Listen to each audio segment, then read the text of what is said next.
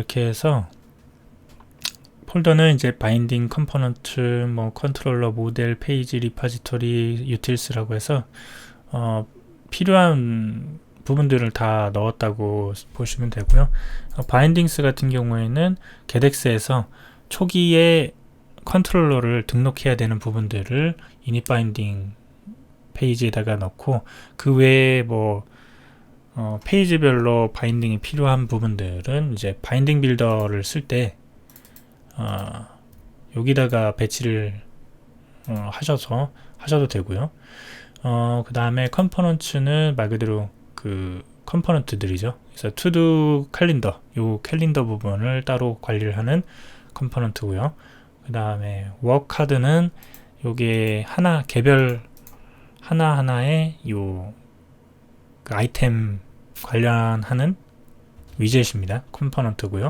그 다음에 에디터는 요거 클릭했을 때 요것에 대한 에디터가 컴포넌트가 되겠습니다.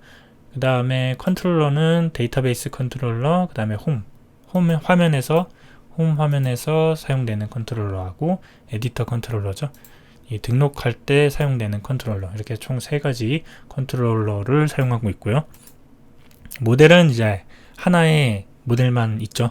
아이템, 여기에서 뭐 날짜, 타이틀, 그 다음에 이런 디스크립션, 이런 거에 대한 데이터를 관리되는 이제 모델이 되겠고요. 페이지는 한 페이지예요. 어떻게 보면은 이 페이지하고 요 등록 페이지 두 페이지라고 볼 수가 있는데, 이 등록 페이지 같은 경우에는 컴포넌트로 제가 빼버렸습니다. 이유는 이 앱은 좀 작아서 페이지로 나눠도 되겠지만은, 만약에 이게 계속적으로 기능이 붙고 뭐 하다 보면은 요런 등록, 이게 다 여러 페이지에서 호출이 돼서 동일한 환경에서 동일한 스타일로 이제 띄워져야 되는 상황이 있을 수 있기 때문에 페이지로 하기보다는 이제 컴포넌트로 분류를 했습니다. 자, 그 다음에 리파지토리도 하나죠. CRUD를 가지고 있는 리파지토리라고 보시면 되겠습니다. 그래서 데이터베이스에 CRUD 소스가 여기 들어가 있고요. 그 다음에 유틸스는 화면에서 이 앱에서 사용되는 데이터를 좀 뭔가 변환시켜주고 계산 처리해주는 그런 부분들을 관리를 해주는 녀석입니다. 그 다음에 앱과 메인이 있습니다. 이 부분은 이제 이따가 살펴보고요. 퍼스펙 야물 파일 먼저 보시게 되면은, 저는 그 플러터 3.3.4 버전, 최신 버전을 사용하고 있고요. 지금 또 업데이트가 됐는지 한번 잠깐 보도록 하겠습니다. 예, 최신 버전이 아니네요. 최신 버전은 3일 전에 또 새로운 버전이 생겼네요. 3.3.6 버전이 새로 생겼는데 뭐 큰 차이는 없을 겁니다. 그래서 저는 3.3.4 버전으로 작업을 했고요. 그 다음에 저는 게덱스를 상태 관리를 했기 때문에 게덱스를 추가했고, 에스케이플라이트는 있어야 되고요. 그 다음에 패스 있어야 되고, 뭐 없어도 상관은 없습니다. 예, 그 다음에 구글 폰트를 전 사용을 했습니다. 이 전반적으로 노터센스 폰트를 사용을 했기 때문에 구글 폰트를 사용했고요. 플러터 SVG 아이콘의 경우에 이제 SVG 파일이기 때문에 플러터 SVG 라이브러리 사용했고, 테이블 칼렌더 사용했고요. 슬라이딩 업 패널, 그 다음에 INTL, 요렇게 사용을 했습니다. 아마 비슷할 거라고 생각됩니다. 만약에 상태 관리를 다른 걸로 하셨으면 요거 다를 것이고, 다른 부분들은 비슷하지 않을까 생각이 됩니다. 자, 이렇게 해줬고, 그 다음에 에셋 등록 관련해서 이제 등록을 해 놓았고요. 자, 메인부터 보자면은, 메인에서 여기 부분에 데이터 포매팅을 해줬고, 런 앱에 이제 마이 앱을 호출을 해줬죠. 여기에는 뭐 없고, 뭐 크게 없죠. 이제 게덱스를 사용하기 위해서, 라우트를 사용하기 위해서 get material 앱을 선언을 해줬고, 홈은 이제 앱으로 등록을 해줬습니다. 그 다음에 init 바인딩을 통해서, init 바인딩에서는 이제 데이터베이스 컨트롤러만 등록을 해줬습니다. 데이터베이스 컨트롤러는 등록이 될 때 이제 패스하고 데이터베이스 그 파일이 위치할 곳을 지정을 해줘야 되고, 그 다음에 오픈 데이터베이스를 통해 가지고 생성을 하는 거죠. 예, 요것이 전부고요. 요 데이터 테이블의 스키마는 총 5가지의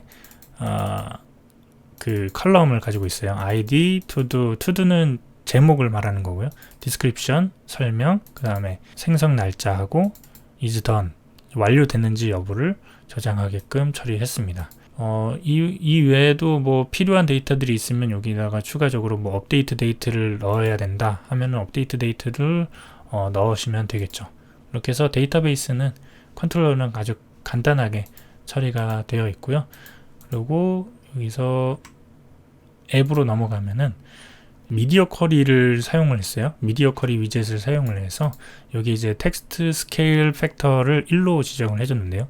이게 뭘 의미를 하느냐, 뭐 아시겠지만은 디바이스, 그러니까 사용자의 디바이스에 폰트를 그 설정할 수 있는 부분이 있죠. 여기 뭐 세팅 들어가 보시면은 세팅에 텍스트를 뭐 사이즈 조절하는 부분이 있거든요.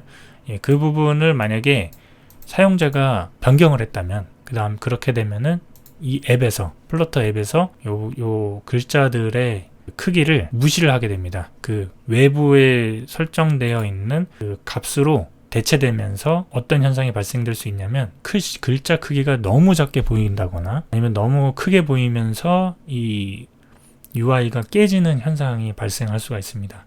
예, 그런 부분들을 방지하기 위해서 고정시키는, 그러니까 무시하게 만드는 설정이라고 보시면 되겠습니다. 이거를 설정함으로 인해서 많은 사람들이 동일하게 폰트 사이즈하고 그런 것들을 볼 수 있는 거죠. 통일성 있게. 그런 장점이 있는 반면에 이걸 설정함으로 인해서 만약에 눈이 좋지 않아서 크게 봐야 하시는 분들, 대표적으로 어르신 분들이나 아니면 시력이 좋지 않은 분들은 앱에서 당연히 문자를 크기를 굉장히 키웠을 텐데 그 부분들이 이제 무시되면서, 그러니까 그분들은 이 앱을 사용할 때는 굉장히 보기가 어려워지는, 사용하지 못하게 되는 그런 요소이기도 합니다. 예, 그런 부분들을 잘 생각하셔서 사용하시면 되고요. 아무튼 여기에서는 퓨처 빌더를 사용을 해서 바인딩 그 데이터베이스 이닛을 처리를 여기서 호출을 하거든요. 그래서 여기가 완료가 됐는지 여부에 따라서 SQLite가 지원이 되는지 아니면 로딩 처리가 되고 완료가 됐을 때는 이 to-do home 컨트롤러 등록해준과 동시에 홈페이지로 넘겨주는, 그래서 이 화면이 보여지는 그런 역할을 하는 녀석이 앱 페이지가 되겠습니다. 그래서 홈으로 넘어와서, 자, 저는 이 위젯을 만들 때 가장 하단에 빌더를 넣었습니다. 빌드. 근데 이거는 뭐 사람마다 개개인의 그 취향이 있습니다. 어떤 분들은 빌더를 가장 먼저 보긴 해야 되거든요. 그래서 제일 위에다가 두시는 분들도 있고요. 저처럼 제일 밑에다가 두시는 분들도 있고, 아니면 뭐 그런 거 상관없이 규칙성 없이 아무데나 두시는 분들도 있을 텐데, 저는 이거는 제 코드 스타일이기 때문에 저는 제일 밑에다가 둡니다. 아무튼 그래서 코드 빌더를 썼고 스캐폴드로 해줬고요. 스캐폴드에 세이프 에어리어를 감싸줬습니다. 자, 이거를 이렇게 왜 사용을 했냐 하실 수 있어요. 스캐폴드를 왜 사용했지 하시는 분들도 있는데, 뭐 사용하면 편리한 점이 많습니다. 앱바를 뭐 손쉽게 한다거나, 아니면 플로팅 액션 버튼을 손쉽게 배치할 수 있다거나, 아니면은 버튼 내비게이션 바를 쉽게 배치할 수 있기 때문에 그런 용도로 스캐폴드를 많이 사용을 하는데요. 뭐 이거를 사용하지 않고도 충분히 만들 수 있는 것도 사실이고요. 저는 스캐폴드를 사용을 해서 배치를 했고요. 왜냐면 플로팅 액션 버튼이라든지 버튼 내비게이션 바를 배치를 해야 되기 때문에 이렇게 한 거고요. 그 다음에 세이프 에어리아를 사용한 이유는, 세이프 에어리아를 사용하지 않게 되면은 이 화면이 밀려 올라가게 됩니다. 요 위에 상태 그 영역까지 침범하면서 올라가기 때문에 여기 만약에 앱바를 만약에 배치를 했다, 앱바를 이렇게 배치를 했다면 세이프 에어리어를 그때는 빼도 상관은 없습니다. 요거를 빼도 상관이 없습니다. 대신 이제 앱바 영역이 자리 잡게 되는 거죠. 하지만 저는 앱바를 사용하지 않고 하기 때문에 세이프 에어리어를 사용을 해야 여기 부분을 침범하지 않게 됩니다. 그래서 이렇게 사용을 했고요.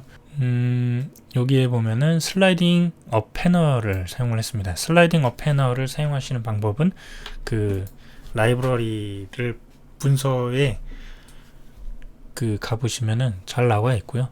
저도 요거 슬라이딩 업 패널을 사용을 해서 요 패널 부분과 밑에 달력 부분을 나눠 놨습니다. 여기 이제 패널 빌더 쪽이 패널 쪽이 되는 거고, 여기 패널 쪽이 되는 거고, 요 바디 쪽이 이 뒷부분이 해당하게 됩니다.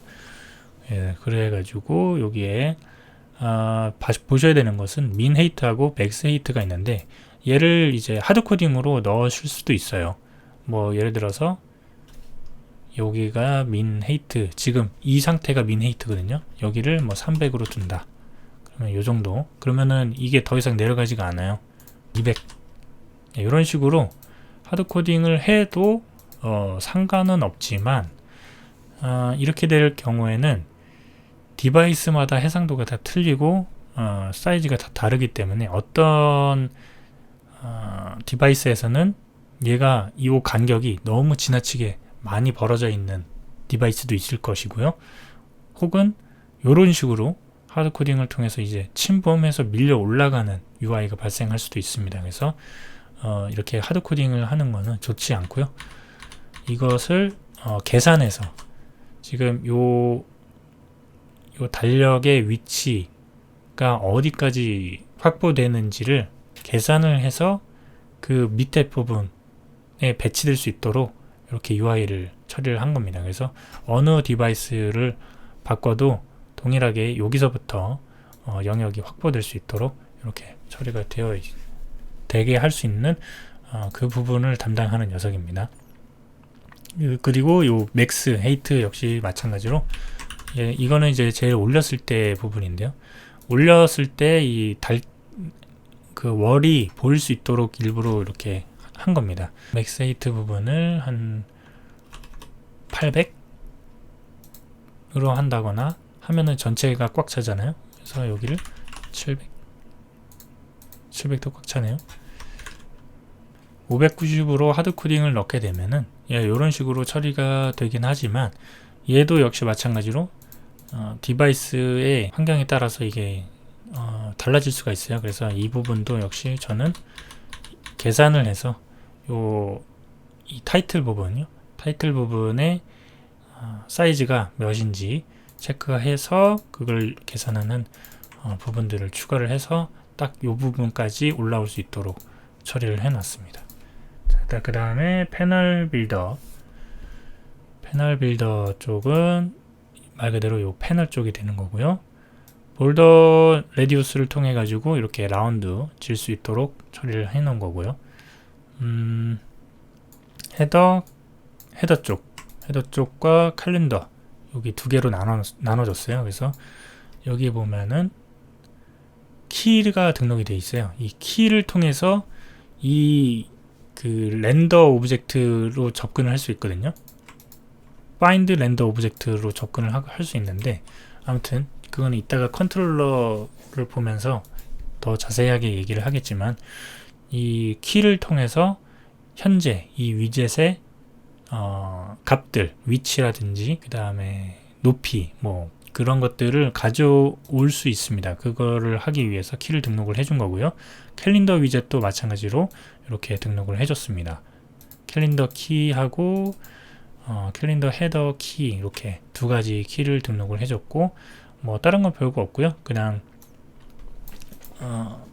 현재 날짜, 헤더 데이트에서 연, 월만 표시될 수 있도록 이렇게 그 데이터 유틸에서 이제 연산해서 보여주게끔 이렇게 처리를 한 거고요. 캘린더 위젯 쪽 여기 부분은 캘린더 투두 캘린더 그 위젯을 사용을 했습니다. 캘린더 쪽을 보자면 이 캘린더도 굉장히 많은 기능이 있어요.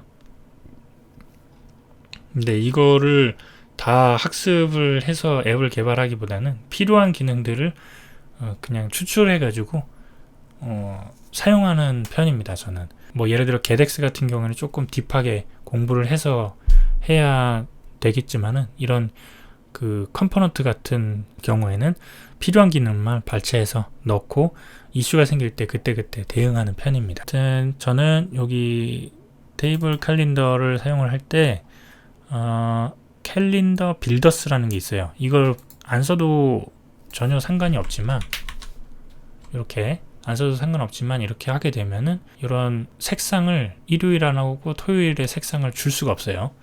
물론 이제 그 여기에 뭐죠? 캘린더 스타일 여기에 보면은 줄 수 있는 옵션이 있을 것 같긴 한데 저는 이제 캘린더 빌더를 통해 가지고 여기에 개개인의 스타일을 줄 수 있도록 처리를 했습니다. 그래서 캘린더 그 빌더에는 되게 많은 빌더가 있죠.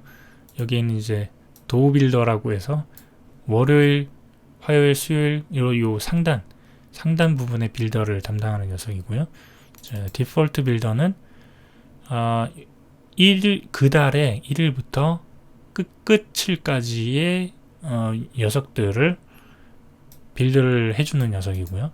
아웃사이드 빌더는 요 메인 빌더를 제외한 그 전달, 그 다음에 다음 달에 일부 녀석이 보이잖아요. 이런 부분들을 스타일을 잡아주는 녀석이라고 보시면 되겠습니다. 그렇게 해가지고 색상을 요일에 따라서 표기해 주는 거, 그 부분을 처리를 해줬고, 그 다음에 여기 is complete, 이게 그 각 스타일, 데이 스타일은 여기 위젯에서 처리를 해주는데 여기는 선택이 됐는지, 그 다음에 작업한 것들이 다 완료가 됐는지 요거의 옵션을 받아서 거기에 맞게끔 요 색상 컬러를 바꿔준다거나 그레이에서 빨간색 이렇게 등록이 되어 있죠. 자, 그렇게 처리를 해줬고, 그 다음에 캘린더 스타일이라고 해서 요거를 좀 더 살펴보면은 여기 되게 많죠. 아웃사이드 텍스트 스타일 여기 있네. 요거를 줘도 처리를 할 수 있을 것 같긴 하네요. 뭐 아웃사이드 텍스트 스타일 요거 하면은 여기 영역을 스타일링을 할 수 있는 부분이 될 것 같고, 아무튼 추가적으로 그 요런 심볼들을 배치를 하기 위해서는 요런 빌더를 추가를 해주는 건 맞습니다. 네. 이렇게 해서 달력을 지정을 해줬고, 여기에서는 또 봐야 되는 게 이벤트에 대해서 한번 살펴보도록 하겠습니다. 여기 이제 회색하고 빨간색으로 표리가 되는데 이 부분들을 어떻게 처리가 되고 있냐면 아웃사이드 빌더나 이제 디폴트 빌더에서 is complete를 체크해서 넘겨주거든요. 그거는 이제 to do items, 이달에 그 할 일 목록을 가지고 있어서 요거에서 여기에는 to do 아이템에는 create date가 있잖아요. 그거 하고 지금 현재 그려지는 데이트, 이게 각각 들어와요. 1부터 30일까지 쭉 그려지면서 이 데이트가 31번 호출이 되는 거죠. 그렇게 호출이 되면서 is complete를 비교를 하는 거죠. 그래서 이 아이템 목록에서 하나라도 완료되지 않은 것이 있으면 추출을 해가지고 웨어절로 뽑아서 이 밸류가 empty냐, 만약에 비어있으면 다 했다라는 뜻이죠. 근데 비어있지 않으면 할 일이 남아있다, 이렇게 해서 is complete를 비교를 할 수가 있어요. 그래서 is complete가 true면은 이제 회색으로 보여지겠죠. day 여기에 보면은 is complete를 보면은 true면 그레이가 보여지고 아니면 빨간색으로 보여지게끔 처리가 되는 겁니다. 이렇게 처리가 됐고, 또 여기에서 이제 사용자가 그 달력을 클릭하게 되면은 그 달에 그날의 이벤트 할 일들이 불러와지는 요 역할은 어떻게 하냐면, 어떻게 처리를 했냐면, onSelected 할 때 이게 여기에 호출이 되거든요. 셀렉트 하게 되면은 선택된 날의 그 데이트 타임이 결정이 되고요. 거기에서 어차피 투두 아이템스는 그달의 아이템들을 다 가지고 있다고 했잖아요. 그래서 여기 find to do list by date time, 요 데이트 타임을 가지고 찾아내는 거죠. 그날의 아이템들을 여기에서 이제 웨어절로 똑같이 웨어절로 같은 날을 그 날과 그 날짜를 찾아서 onSelected date 함수로 넘겨주는 겁니다. 현재 선택된 날과 아이템들을요. 이렇게 해서 그렇게 되면 넘겨받는 이 이벤트가 이제 컨트롤러에서 관리되고 있고요. 컨트롤러에서는 이제 그 아이템 목록을 돌면서 이제 여기에는 두 가지의 리스트 RX 리스트가 존재하는데, 하나는 할 일 리스트, 하나는 완료 리스트, 두 가지가 있어서 이제 완료됐는지 아닌지를 체크를 해서 넣어주는 역할을 하고 있습니다. 얘는 없어도 되겠네요. is done만 비교를 해서 완료됐으면 완료된 리스트 아니면 투두 리스트 위에다가 넣어주면서 이렇게 왔다 갔다 할 수가 있게 되는 겁니다. 자, 아무튼 그렇게 처리가 되어 있고요. 그래서 칼렌더 위젯까지 한번 살펴봤고요. 자, 이제 밑에 이제 플러팅 액션 버튼은 뭐 별게 없어요. 별게 없고 그 아이콘을 배치해 가지고 클릭을 했을 때 get to로 이제 페이지 전환을 해줬는데요. 이제 work editor라는 컴포넌트 위젯을 호출을 하면서 이게 이제 OPEC이라는 이제 옵션을 줄 수가 있어요. 그래서 여기가 기본적으로 안 주게 되면은 true가 됩니다. true가 되면 어떻게 되냐면 지금 이렇게 띵 처리가 되잖아요. 근데 요거를 빼주게 되면은 이렇게 블랙이 처리가 돼요. 그래서 전체 페이지 처리로 하려면은 그냥 이 오펙 옵션 없이 그냥 사용을 하면 되고, 이제 띵 처리를 해주기 위해서는 이제 이게 불투명한 거거든요. 불투명하게 하지 않겠다 해서 false를 주게 되면 클릭을 했을 때 이렇게 뒤에 마치 레이어 팝업처럼 처리되게 할 수가 있습니다. 하지만 페이지는 별도로 라우트를 통해서 이동이 된 거예요. 이렇게 됐고, 이 페이지로 이동을 하면서 이제 work editor 컨트롤러를 같이 등록을 바인딩 해주면서 처리해줬습니다. 이 바인딩 빌더를 이렇게 여기다가 직접적으로 해줄 수도 있지만, 아까 전에도 얘기했지만 여기에다가 새 파일을 만들어서 뭐 work editor 바인딩 빌더라고 뭐 만들어 가지고 이 부분을 따로 떼서 파일로 관리를 해도 상관없습니다. 네, 아무튼 그렇고요. 이건 지워주고, 네, 밑에 이제 버튼 내비게이션 바 같은 경우에는 이제 프로그레스 바를 해줬어요. 그렇게 해서 이거가 완료됐냐 안 됐냐에 따라서 이제 애니메이션 처리까지 해줬는데, 이 부분을 보시면은 높이는 이제 8로 지정을 해줬어요. 근데 이제 여기 보면은 미디어 쿼리 패딩 버텀을 추가를 해줬는데, 이 부분이 뭐냐면 iOS 같은 경우에는 밑에 이제 쓸어 올리는 그 UI가 있잖아요. 그 영역도 있고, 그 부분을 이거를 사용하지 않게 되면은 간섭이 생겨가지고 좋은 UI가 되지 못하거든요. 그래서 이 부분을 띄워줘야 됩니다. 안드로이드 같은 경우에는 이거 있으나 없으나 상관이 없습니다. 네, iOS를 위해서 이렇게 세팅을 한 거고요. 그 다음에 이제 여기에 보면은 요 위드 현재 위드의 이제 프로그레스의 상태에 따라서 이제 바뀌는 거죠. 뭐 0.3 하면은 0.3, 그러니까 33%가 된 거고, 0.8 하면은 이제 80% 완료된 상태. 그래서 1이 되면 완료되는 상태. 이렇게 해가지고 이 프로그레스의 밸류에 따라서 이 처리되게끔 처리를 한 겁니다. 그러면서 이제 자동으로 애니메이션 처리가 되는 거죠. 자, 이렇게 해가지고 홈 쪽 화면 구성은 다 살펴봤고요. 자, 그러면 홈 화면에서 컨트롤러에서는 어떤 역할을 하고 있는지 한번 보도록 하겠습니다. 일단 홈 화면에서는 일단은 변수들을 보기 전에 이제 on init 할 때 refresh current months라고 해가지고 현재 month, 현재 date에 on page change라는 함수를 또 호출을 하죠. current date는 기본적으로 현재 날짜로 세팅이 되어 있기 때문에 앱이 생성이 되면, 앱이 실행이 되면 현재 날짜가 current date가 되게 됩니다.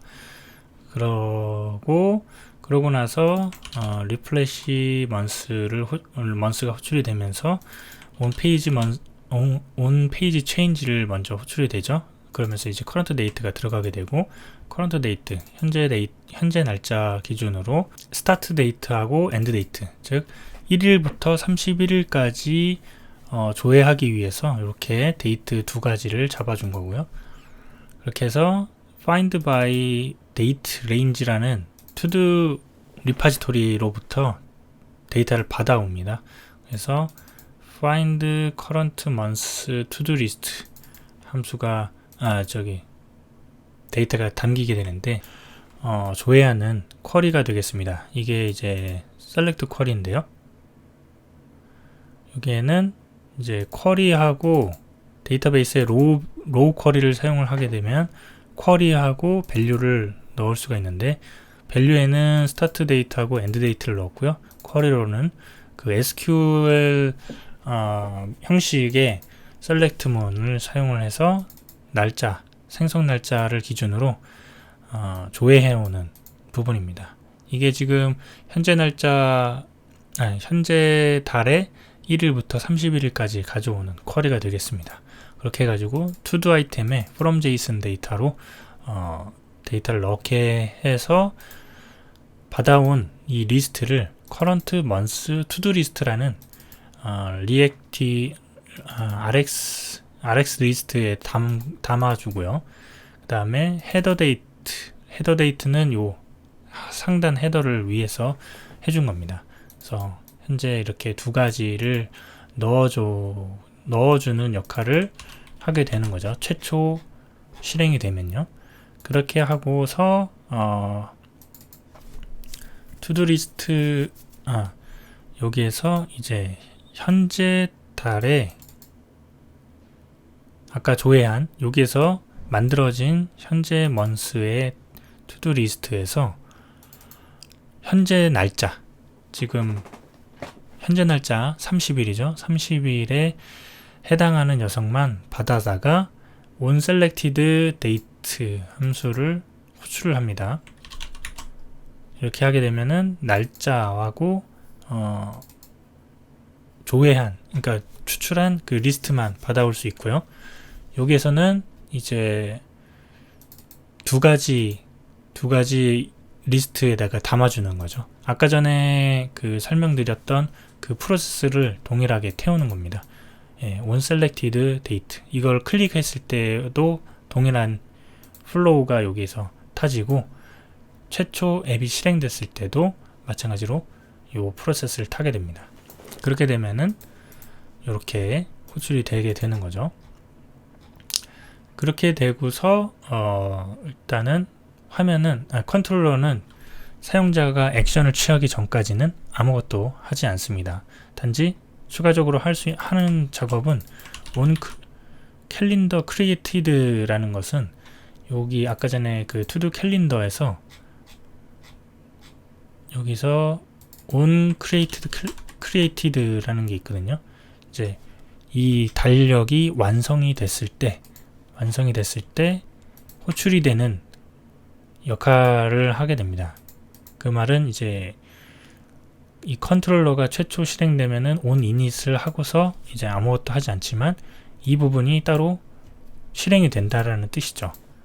그래서 여기가 실행이 되면은 렌더 박스 사이즈라고 해가지고 두 가지를 진행을 하게 됩니다.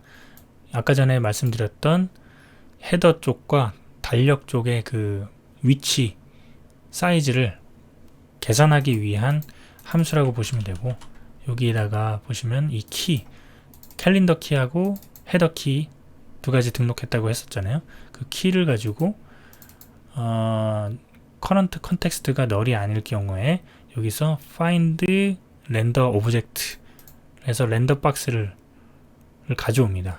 여기에 가지고 이거는 이제 현재 그 트랜지션을 가져올 수 있는 방식인데, 이렇게 사용을 하시면 그 벡터로 트랜지션을 가져올 수 있거든요. 트랜지션에는 다양한 그 값들이 있는데, 거기에는 이제 포지션 Y 위치를 알 수가 있습니다. 이 Y는 뭐냐면, 이 만약에 지금 요게 위젯하고 요거 위젯을 확인하는 건데, Y 위젯은 지금 여기 위에 해당하는 녀석이에요. 위에 해당하는 녀석. 그게 몇이 띄워져 있는지. 그 다음에 렌더 박스의 사이즈의 헤이트는 현재 위젯의 높이가 몇인지를 알 수가 있는 것입니다. 예, 그렇기 때문에 이 Y하고 높이를 계산을 하게 되면 요 위치를 알 수가 있고, 이게 트랜지션 Y거든요. 요 위치를 알 수 있고, 여기에 높이가 요 정도 떨어져 있다 라는 것을 알 수가 있습니다. 그렇게 해가지고 높이를 딱 정할 수가 있는 거죠. 근데 여기 20이 뭐냐, 이게 20이 아니고 그냥 이렇게 해주는 게 사실은 맞는데, 이렇게 하게 되면 뭐가 되냐면 간격이 없어져요. 지금 딱 여기 달력의 제일 밑바닥을 지금 계산을 해주는 방식이거든요, 이게. 근데 이제 너무 보기가 안 좋으니까 여기서 제가 20을 패딩을 준다고, 마진을 줬다고 생각하시면 됩니다. 네, 이렇게 됐죠? 이 부분이 그런 녀석입니다. 여기에 이제 캘린더 높이인 거고요. 이 헤더, 여기 높이, 얘는 이제 올렸을 때의 영역을 처리하기 위해서 이렇게 처리를 해준 겁니다. 자, 그렇게 해가지고 요런 식으로 처리가 됐고, 얘도 처리가 됐죠. 그 다음에 아까 확인했던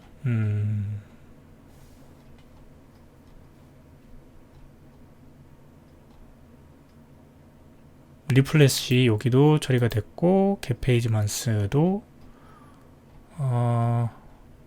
여기죠. 온 페이지 체인지도 확인했고, 그 다음 또 확인 안 된 게 없죠. 온 페이지 체인지, 온 셀렉티드 데이트 여기까지 확인이 됐고요. 그 다음에 칼큘 워크 프로그레시브, 요거는 이제 그 밑에 프로그레스 바를 처리하기 위한 녀석인데, 이 부분은 이 날짜가 선택이 됐을 때 제일 마지막에 이렇게 할 일과 완료된 일을 나눈 다음에 호출이 되는 녀석입니다. 이렇게 해서 이 부분인데요. 길이를 두 개를 더하면은 합산이 되죠.